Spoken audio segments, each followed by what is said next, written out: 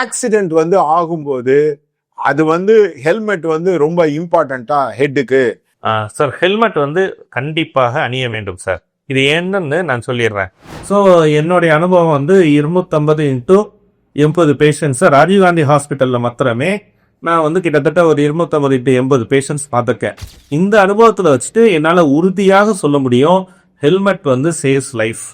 ஏன்னா ஹெல்மெட் போடாமல் படுற அடியை விட ஹெல்மெட் போட்டால் படுற அடி வந்து பல மடங்கு குறைவாகத்தான் இருக்கும். இதுல வந்து என்ன விஷயம்னா, இப்போ வந்து ஒரு லிவர்ல வந்து ஒரு அடிபட்டிருக்குன்னு வச்சுக்கோங்களேன், அது வந்து சரியாயிட்டுன பிறகு லிவர் வந்து திரும்ப ஃபுல் ஃபங்க்ஷனுக்கு வந்துடும்.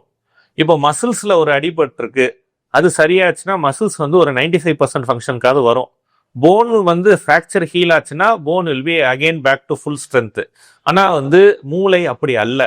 ஒரு தடவை அடிபட்டு டேமேஜ் ஆயிட்டுனா திரும்ப வந்து மூளை வந்து நார்மல் ஃபங்க்ஷனுக்கு வர்றதுக்கான வாய்ப்புகள் வந்து ரொம்ப கம்மி. ஹெல்மெட் அணிகிறது தான் வந்து கண்டிப்பாக அனைவரும் செய்ய வேண்டிய விஷயம்.